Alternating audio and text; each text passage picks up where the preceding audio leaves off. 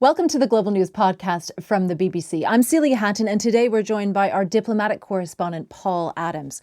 Paul, today we're talking about the U.S. war with Iran and Donald Trump's attempts to guide ships through the Strait of Hormuz. So my first question to you is the United States getting desperate to end this conflict? I think there's a high level of impatience, whether it's desperation yet. It's hard to know, but it's clearly Donald Trump is already sensing that this is going on much longer than he anticipated. You remember when he launched this war back at the end of February, he talked about 4 to 6 weeks. Well, we're way over that now. This is not a never-ending war. Pete Hegseth is perfectly right when he says, don't compare this with Afghanistan or Iraq.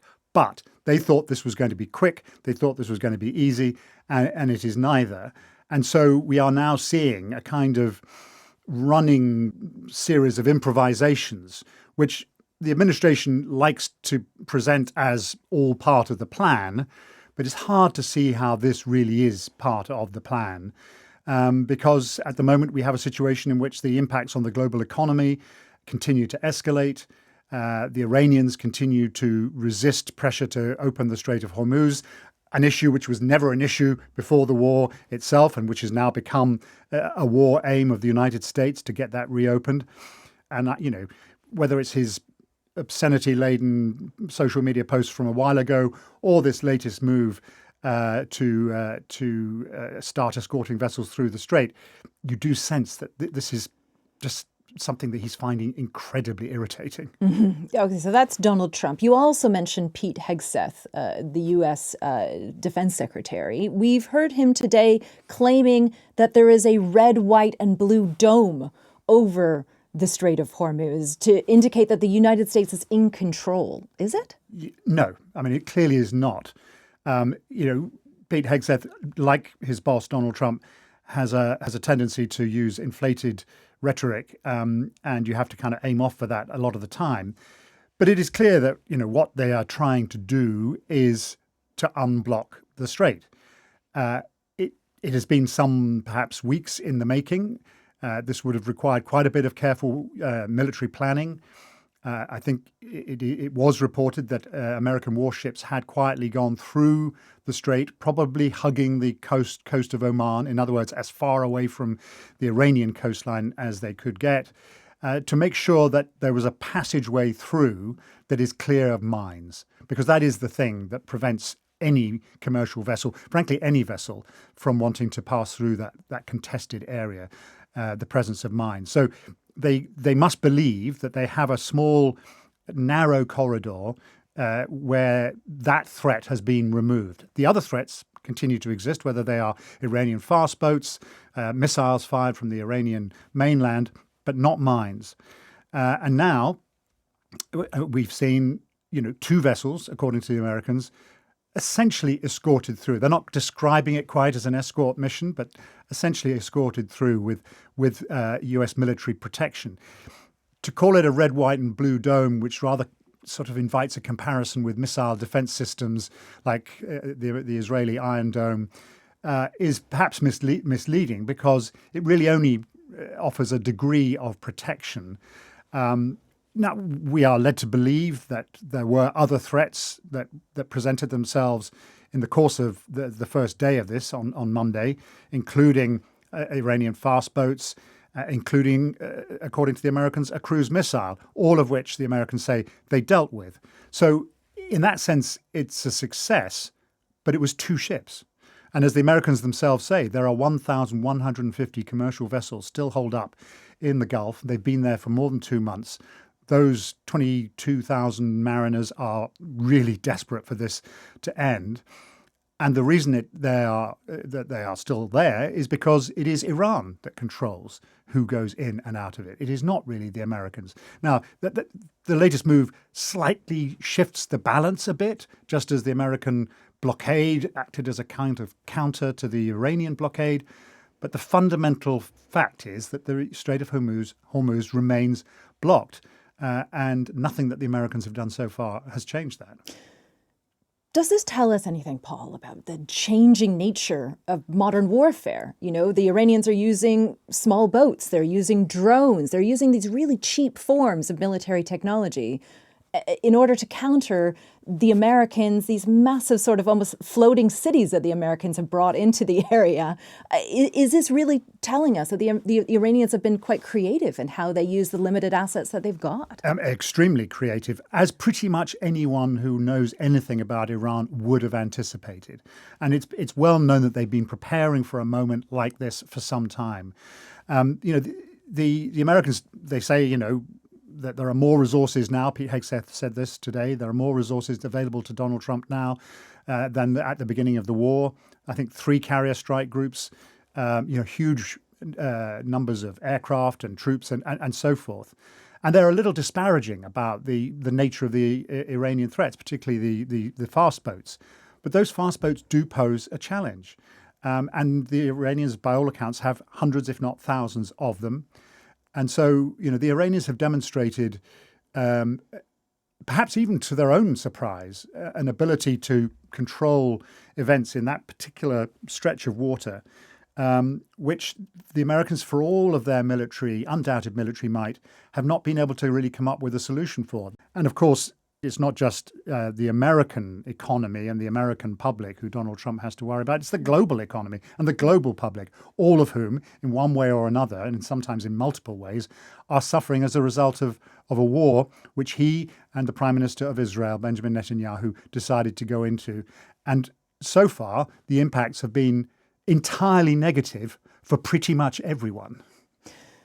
Just staying on the negative effects, we have to acknowledge the fact that the Iranian ports are still under blockade as well. So Iran is suffering throughout this period, isn't it?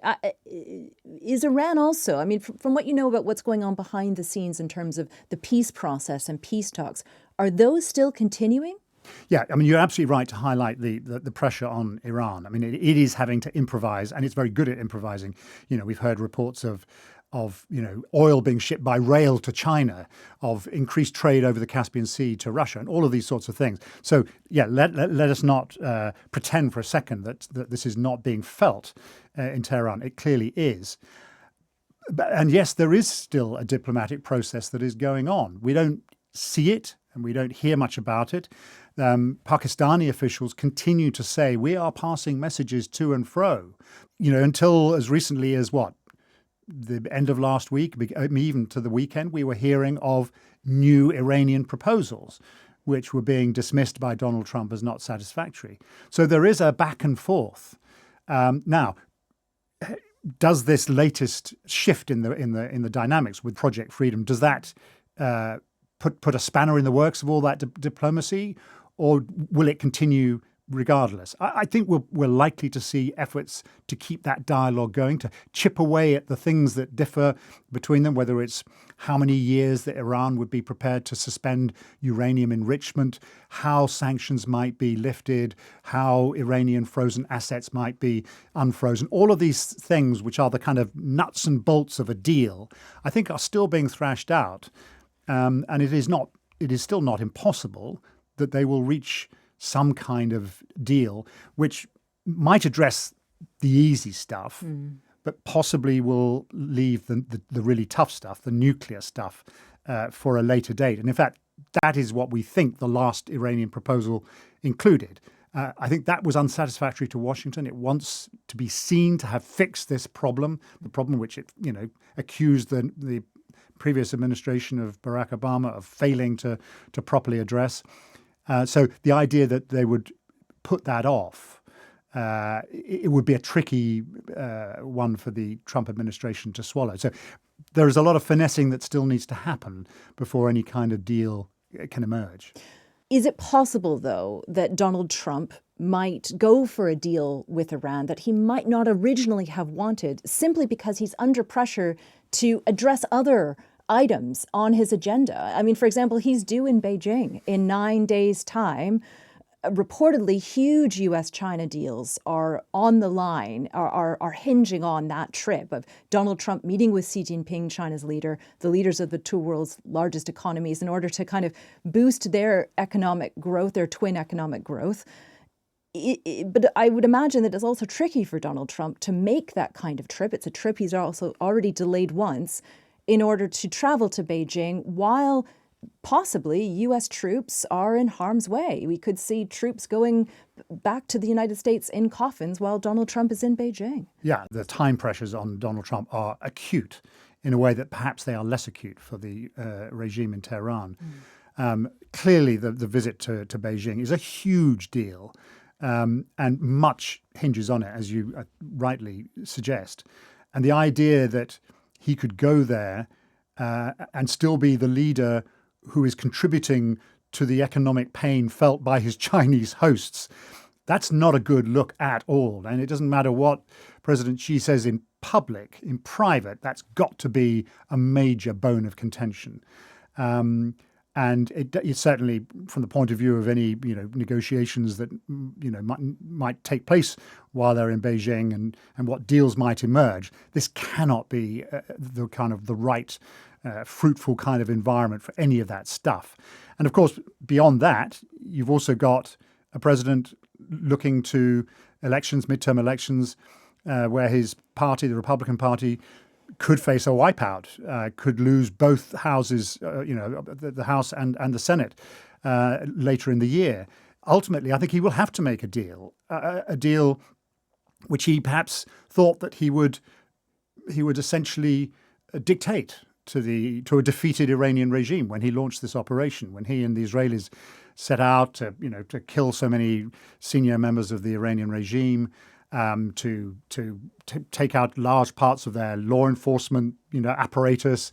He thought this was going to be a deal dictated by Washington and Israel involving essentially the complete capitulation of the Iranian regime, if not its complete disappearance. It's not going to disappear. That much is already clear, and it is still trying and in some ways succeeding to dictate the terms of whatever deal emerges from this. There will be a deal. It will be an unsatisfactory one for Donald Trump's point of view. He'll sell it. I'm sure they'll sell it as a victory. They will say that we have put Iran back in its box. It no longer represents an existential threat to the state of Israel. The Strait of Hormuz is reopened. The global economy is recovering. All of these things can be sold and will be sold, but it's not the process and it's not the deal that he expected. Thank you, Paul. Our diplomatic correspondent, Paul Adams. And if you'd like to hear more from the Global News Podcast, click the link below. Thanks for watching.